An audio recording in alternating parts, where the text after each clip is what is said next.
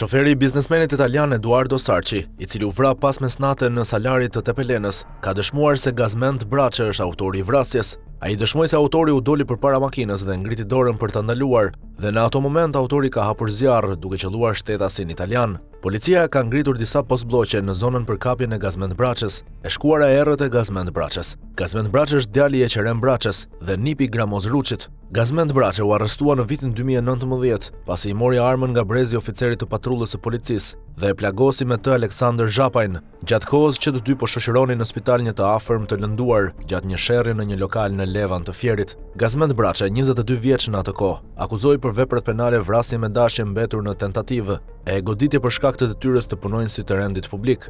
Mik me tërmet Peçin. Sipas burimeve jo zyrtare, firma të lidhura me Eqerem Braçen dyshohet se kanë përfituar rregullisht tender nga Bashkia Tepelen, gjatë kohës që kryetar ka qenë Tërmet Peçi, një figurë politike që disa e konsiderojnë si aleat ngushtë të familjes Braçe. Si ndodhi përplasja në spital në gusht 2019, konflikti me hunj, thika, shkopim bejsbolli e deri tek përdorimi i armëve të zjarrit në 31 gusht në Fier, që më pas solli përplasjen e armatosur brenda ambienteve të spitalit, ndodhi si pasojë një shikimi të shtrembër e të ftohtë mes Mili Monellarit dhe Donian Zhapaj, i cili ishte nën shoqërinë e të fejuarës së tij.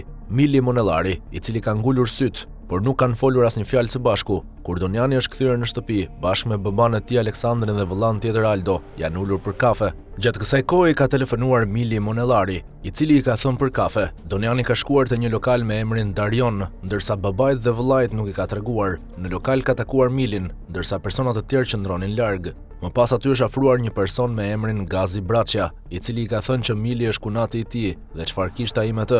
Pasi deklaruesi i ka sqaruar situatën, Gaz Braçja e ka sharë dhe e ka goditur me grusht në supë. Deklaruesi nuk ka reaguar dhe është larguar nga lokali, duke shkuar tek babai i tij Aleksandër, ku i ka pohuar se kishte bërë sharr me djemtë e Eqerem Braçes. Ky i fundit një ish zëvendës kryetar komune në Levan dhe person me precedent penal dhe lidhje të politikës me qarkun e Fierit. Lindja e këtij konflikti ka detyruar të dyja palët që të ritakohen sërish në një kafenet të quajtur 4A, por tashmë palët në këtë takim me qëllim sqarimin e konfliktit kanë qenë të rigrupuara dhe të pajisura me armë zjarri, thika, shkopim bejsbolli, shkopinje sende të ndryshme.